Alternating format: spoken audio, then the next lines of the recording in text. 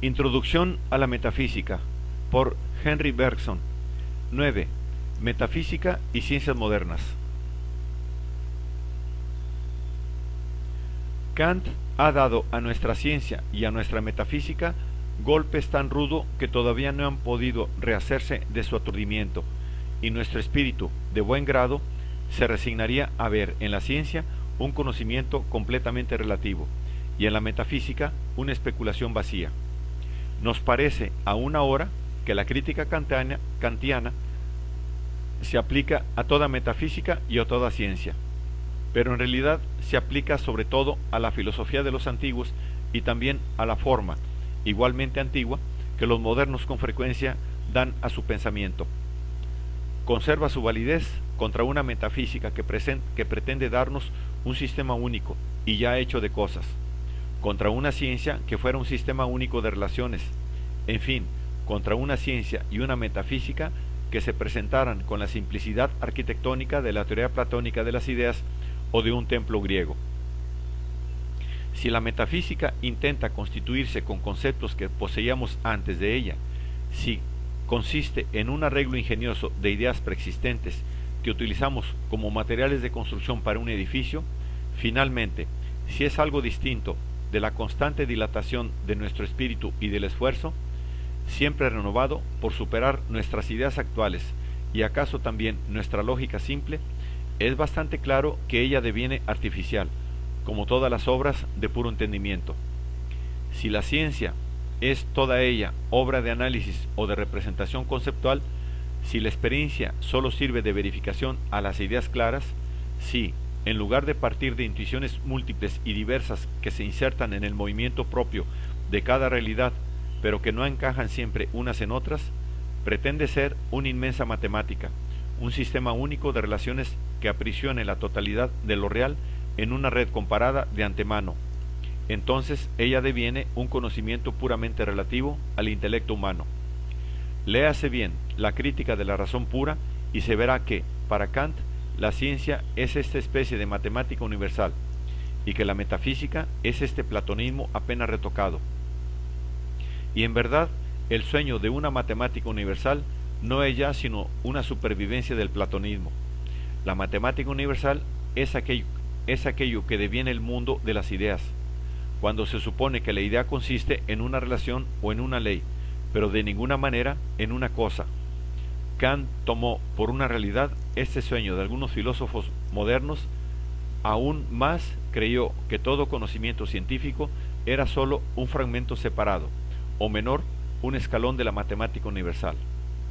Por esto, la tarea principal de la crítica era fundar esta matemática, es decir, determinar lo que debe ser la inteligencia y lo que debe ser el objeto, de manera que una matemática ininterrumpida pudiera ligar a ambos. Y, necesariamente, si toda experiencia posible tiene la seguridad de entrar así en los cuadros rígidos, ya constituidos de nuestro entendimiento, esto se debe, a menos de suponer una armonía preestablecida, a que nuestro entendimiento organiza él mismo la naturaleza y se encuentra en ella como en un espejo. De aquí la posibilidad de la ciencia, que deberá toda su eficacia a su relatividad, y la imposibilidad de la metafísica. Esta no encontrará otra ocupación que parodiar sobre fantasmas de cosas el trabajo de clasificación conceptual que la ciencia prosigue formalmente sobre las relaciones. En breve, toda la crítica de la razón pura acaba por establecer que el platonismo ilegítimo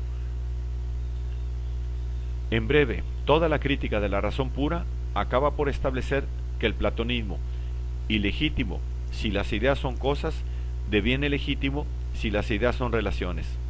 Establece también que la idea ya hecha, una vez traída así del cielo a la tierra, es ciertamente, como lo quiso Platón, el fondo común del pensamiento y de la naturaleza.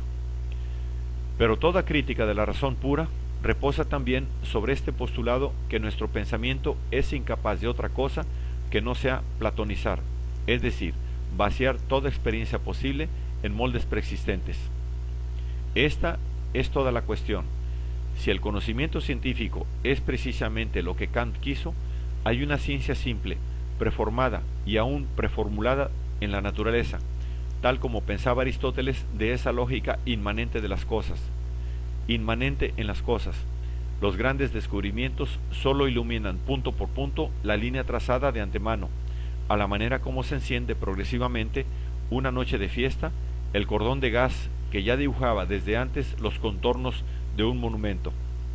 Y si el conocimiento metafísico es únicamente lo que Kant quiso, se reduce a una posibilidad igual de dos actitudes opuestas del espíritu ante todos los grandes problemas, y sus manifestaciones son otras tantas opciones arbitrarias, siempre efímeras, entre dos soluciones formuladas virtualmente desde la eternidad. Vive y muere de antinomías. Pero la verdad es que ni la ciencia de los modernos presenta esa simplicidad unilineal, ni la metafísica de los modernos esas oposiciones irreductibles. La ciencia moderna ni es una ni simple.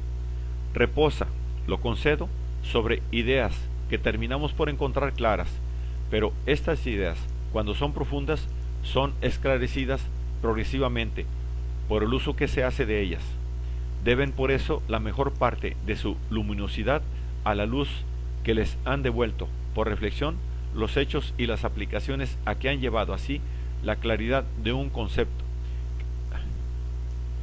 Deben por eso la mejor parte de su luminosidad a la luz que les han devuelto, por reflexión, los hechos y las aplicaciones a que han llevado así la claridad de un concepto no es otra cosa que la seguridad ya alcanzada de manejarlo con provecho. Al principio, más de una ha debido parecer oscura, difícilmente conciliable con los conceptos ya admitidos en la ciencia y por eso muy cercana de rozar lo absurdo, lo que equivale a decir que la ciencia no procede por un encaje regular de conceptos que estarían predestinados a insertarse con precisión unos con otros. Las ideas profundas y fecundas son otras tantas tomas de contacto con corrientes de realidad que no convergen necesariamente en un mismo punto. Pero también es cierto que los conceptos en que moran ellas llegan siempre, al redondearse sus ángulos por un frotamiento recíproco, a ordenarse, bien que mal, entre sí. Por otra parte, la metafísica de los modernos no está hecha de soluciones tan radicales que puedan terminar en oposiciones irreductibles, lo que indudablemente sucedería si no hubiera algún medio de aceptar al mismo tiempo y sobre el mismo terreno las tesis y la antítesis de las antinomías. Pero filosofar consiste precisamente en colocarse, por un esfuerzo de intuición, en el interior de esa realidad concreta sobre la cual la crítica toma desde fuera las dos vistas opuestas, tesis y antítesis. Nunca imaginaré que blanco y negro se compenetran, si no he visto el gris, pero comprendo fácilmente, una vez que lo he visto, que pueda considerársele desde el doble punto de vista de blanco y negro. Las doctrinas que tienen un fondo de intuición escapan a la crítica kantiana en la exacta medida en que son intuitivas, y estas doctrinas son el todo de la matemática, a condición de que la metafísica no se tome congelada y muerta en las tesis, sino viviente en los filósofos. En verdad, son notables las divergencias entre las escuelas, es decir, en suma, entre los grupos de discípulos que se han formado alrededor de algunos grandes maestros, pero también se las encontraría destacadas entre los mismos maestros. Alguna escuela domina aquí la diversidad de sistemas, alguna cosa, lo repetimos, siempre y clara como un golpe de sonda del cual se sabe que ha tocado, más o menos profundamente, el fondo de un mismo océano, aunque cada vez traiga a la superficie materias muy diferentes. Sobre estas materias trabajan de ordinario los discípulos.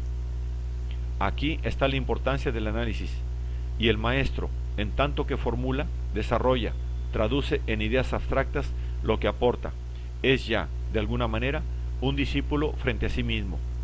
Pero el acto simple que ha puesto al análisis en movimiento y que se disimula detrás de él, emana de una facultad totalmente distinta de la que tiene por función analizar. Esta será, por definición, la intuición. Digámoslo para concluir, esta facultad no tiene nada de misterioso. Quien quiera que se haya ejercitado con éxito en la composición literaria sabe bien que, cuando el tema ha sido largamente estudiado, todos los documentos recogidos, todas las notas tomadas, para abordar ya el trabajo de la composición, es necesaria otra cosa todavía, un esfuerzo, a menudo penoso, con el objeto de colocarse completamente, de un golpe, en el corazón mismo del tema, y de buscar, tan profundamente como sea posible, una impulsión por la que en adelante solo habrá que dejarse llevar. Esta impulsión, una vez recibida, lanza al espíritu por un camino donde encuentra los informes que había recogido y también otros detalles. Se desarrolla, se analiza a sí misma en términos cuya enumeración se podría proseguir sin fin.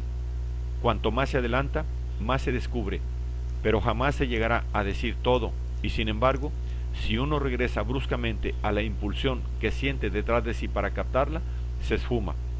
No era, en efecto, una cosa, sino una incitación al movimiento, y es, aunque indefinidamente extensible, la simplicidad misma. La intuición metafísica parece ser alguna cosa de este mismo género.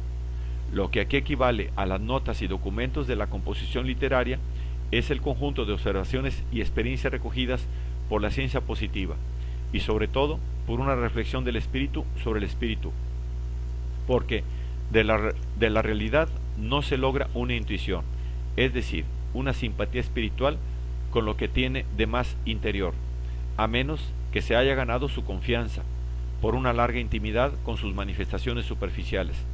Y no se trata simplemente de asimilarse los hechos notables, es preciso acumular y fundir a la vez una masa tan grande como se tenga la seguridad, en esta fusión de neutralizar unas por otras a todas las ideas preconcebidas y prematuras que los observadores hayan podido depositar sin saberlo en el fondo de sus observaciones. Solamente así es despejada la materialidad bruta de los hechos conocidos. Aún en el caso simple y privilegiado que nos ha servido de ejemplo, aún para el contacto directo del yo con el yo, el esfuerzo definitivo de intuición distinta sería imposible a quien no hubiera reunido y confrontado entre sí un gran número de análisis psicológicos. Los maestros de la filosofía moderna son hombres que asimilaron todo el material de la ciencia de su tiempo, y el eclipse parcial de la metafísica desde hace medio siglo tiene por principal causa la extraordinaria dificultad que el filósofo experimenta hoy día para tomar contacto con una ciencia que se vuelve cada vez más dispersa. Pero la intuición metafísica, aunque sólo se puede llegar a ella gracias a conocimientos materiales, es una cosa enteramente diversa del resumen o la síntesis de esos conocimientos. Se distingue de ellos como la impulsión motriz se distingue del camino recorrido por el móvil, como la tensión del resorte se distingue de los movimientos visibles en el péndulo. En tal sentido, la metafísica nada tiene de común con una generalización de la experiencia, y sin embargo podría definirse como la experiencia integral.